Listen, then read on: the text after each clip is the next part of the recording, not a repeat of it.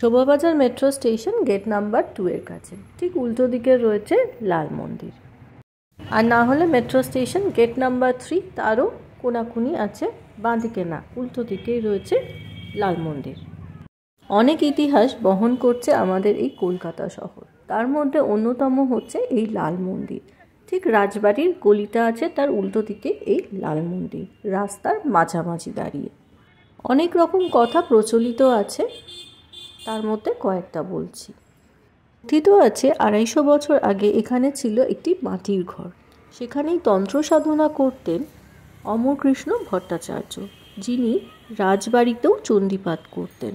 তবে অনেকের মতে নাকি স্বয়ং রাজবাড়ির উদ্যোগেই গড়ে উঠেছিল এই মন্দির।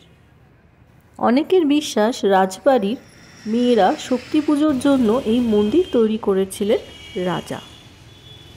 মন্দিরের সুড়ঙ্গ পথ দিয়েই নাকি চলে যাওয়া যেত অন্দরমহল পর্যন্ত।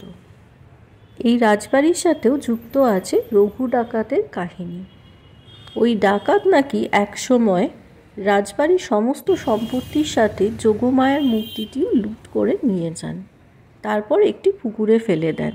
সেখান থেকে রাজা নবকৃষ্ণ দেব স্বপ্নাদেশ পেয়ে আবার প্রতিমা তুলে এনে প্রতিষ্ঠা করেন এখানে। আরও প্রচলিত আছে ব্রিটিশার্স থেকে শুরু করে আমাদের প্রাইম মিনিস্টার ইন্দিরা গান্ধী পর্যন্ত এই মন্দির সরাতে সাহস পাননি।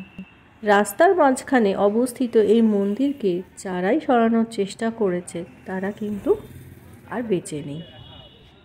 আজও এই মন্দিরের মধ্যে যোগমায়ের পাশাপাশি পূজিত হচ্ছেন গোপাল, শিব, অন্নপূর্ণা সহ আরও নানা দেবদেবী, সব মিলিয়ে এক অদ্ভুত সহাবস্থান। এই রাস্তা ধরে যখন যাবেন আশা করি যারা আমার ভিডিও দেখছেন তাদের এই ইতিহাসগুলো মনে পড়বে। এরকম অনেক অজানা ইতিহাস রয়েছে আমার চ্যানেলে, ফলো করতে থাকুন আমার চ্যানেল। এবারে বলি শোভাবাজার আসলে আর কি কি দেখতে পারেন।